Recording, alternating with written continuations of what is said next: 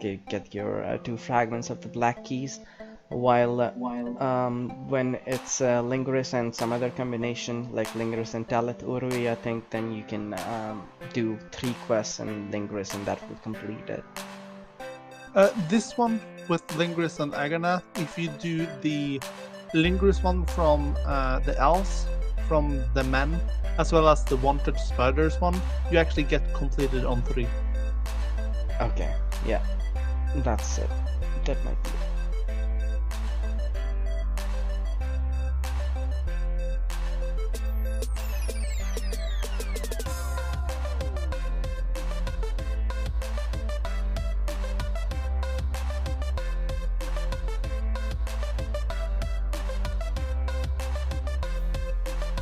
Oh, did you guys see the beta video that they're changing how this all this dwarf hall under the mountain outer look? They're adding another area just in front of it, so when you go out of the gate of this Allegiance Hall, you go into another area where you can you're still inside. It's like dwarves built it or something recently. There's a theater, there's all the other areas to explore. Oh, so they're more or less making a courtyard or something. Yeah, but courtyard but covered. But weird to add it like that though.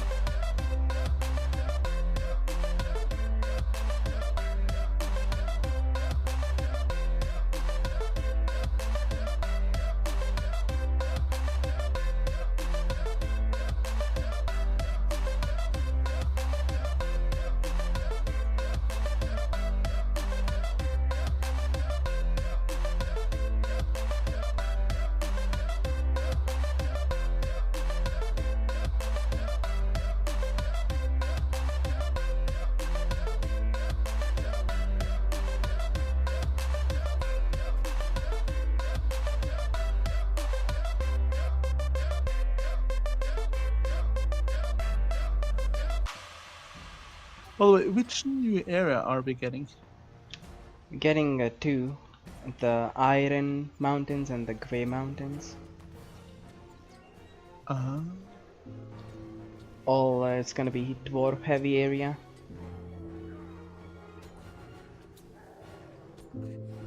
But these are not like Mordor controlled areas, or they weren't, were they? No. They have some troubles with the Easterlings.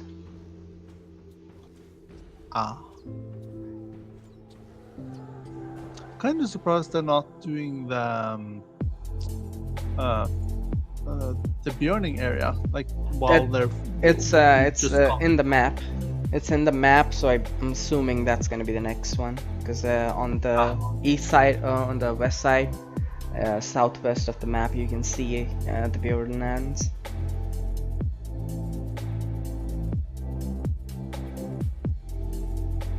The next probably they'll do Roscobull and the Bjorning lands. Roscobull, is that a city? I think that's where Radagast lives. It's not really a city, just a house, I think. Okay, thank you. I've always wondered about that. I've kind of wanted it to be a city. There's really not that much of those, like in the east. Yeah, same with this next update. There aren't really cities there. Like Iron Hills looks so barren because there's no grass, there's only iron. And area looks cool. You will have cities there, it's just that those will be in the mountains. I'm guessing. Yeah, I did not really find any city. They were just scattered. I think they're like refugees or something. They don't have a city anymore. It's destroyed by the Easterlings. So they are out in the open and scattered around in the area, have the small camps and not really a city of any kind. But didn't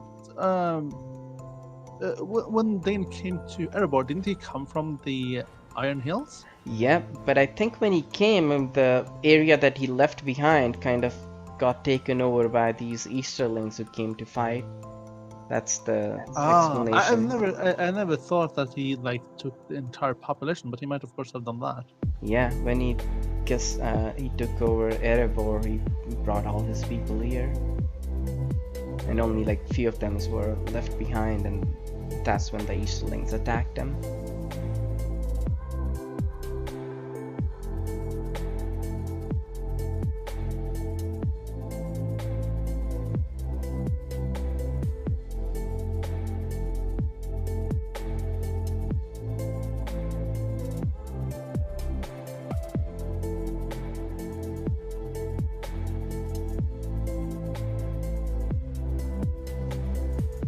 And these dwarves, I think they are a different faction of dwarves. These are called the Longbeards.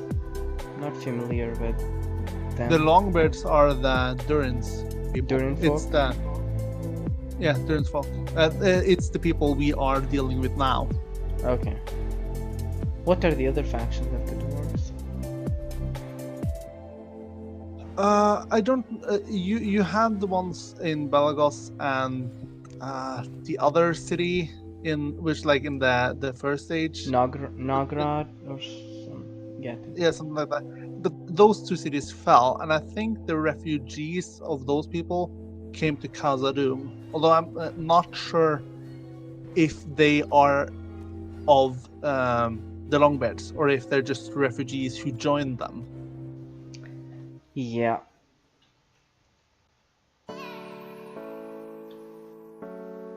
But I don't think they came to Khazad-dûm. Like Durin woke up in Khazad-dûm though. That's where he woke up. No, he woke up in Mount Gundabad. Oh god, we have a lore challenge. The gauntlet has been thrown. But what's the words in the song of Durin? Moria and Khazad-dûm, that's what it mentions, talking about Durin. Right? Yeah, but he stooped and looked in Miramir. Miramir is in Moria. He stooped and looked in Miramir, saw a crown of stars appear. Yeah, and that's why he established his home there. Yeah. Yeah, that doesn't mean he started there. I'm fairly certain he started in Mount Gundabad. That's one of the reasons why the hatred between the orcs and the dwarves go so deep, because the orcs have on several occasions conquered Mount Gundabad.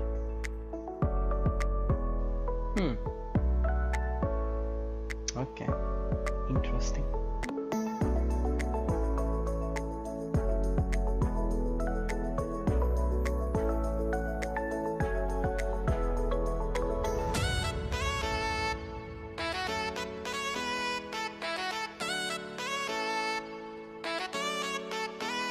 That creation of the dwarf part from last week was one of the best things ever. We went deep about the creation of the dwarves and how they got created, and the response from Eru Iluvatar. And so I had on reading it, the text is kind of open-ended, so I put forth one theory of mine in the podcast we made about Fea and Roa, the soul of the dwarves, and there seems to be a contradiction in the text if you just read it and don't think that there's something going on in the background as well with Eru when he finally confronts Saule. So I last time the Tolkien professor came, I asked him after the session in the question and answer part, I asked him like, here's the text, but here's my reading of it. Like, do you think, am I correct or wrong? He said, you're absolutely correct. That dwarves did not have life, but when Alder repented, right afterwards, Eru forgave him and gave the dwarves Fea already, the soul, That is why they are pleading for mercy when Aule wants to kill them, because if they did not have life, they would not be pleading and would be just ready to die, because Aule, being their master, wanted to destroy them. But isn't that what Eru says? Don't you see I've already given them life? No, Since that he you does said not they say are- that. No, he doesn't say that I have given them life. He does that, but doesn't say it. Only when Aule is about to destroy them does he say, don't you see that these creatures of yours have life now? Also, So, that's what I mean. yeah, That he said it when he was about to like destroy them. Yeah, but just I'm on the one wiki to rule them all. Durin the First, King Durin, known also as Durin the Deathless of Khazad-dûm, was the Khazad-dûm. oldest of the 7 fathers of the dwarves, first created by Allah the Vala. Yep. Durin was set to sleep alone beneath Mount Gundabad in Middle-earth until the elves woke. It does say further down here, upon his awakening at Mount Gundabad in the years of the trees, he traveled until he came upon the Mirror, the one you mentioned, the lake the dwarves called Khaled Zaram.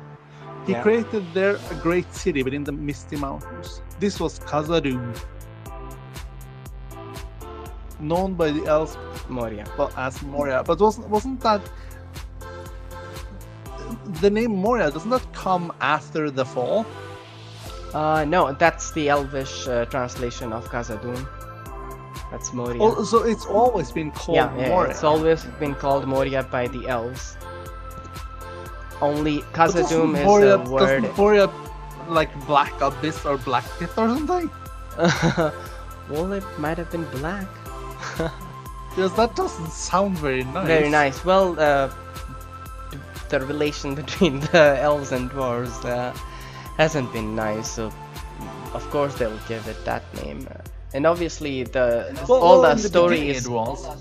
Yeah, all the story I think is written by the elves mainly, at least in the first stage, so I guess they had a bias towards the dwarves.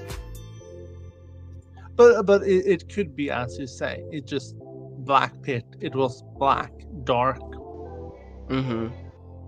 Because it is odd that they would like give it a derogatory name, at least in the beginning, since the relationship between the elves of Eregion and it was friendship. It was friendship, and that's why they even gave them the gate of the doors of Moria. Yeah. And its password was an Elvish word, so. And of course, Galadriel, and of course Galadriel and Celeborn passed through Moria when they went from Eregion on to make a Lothlorien, so they passed through it. Yep. Still, like, it sounds weird, Galadriel passing through Moria. Enter into Khazad-dûm and like stay there. Not for long, but yeah, they did. Protect. They couldn't have did the journey all in one go. Probably stayed there for a few.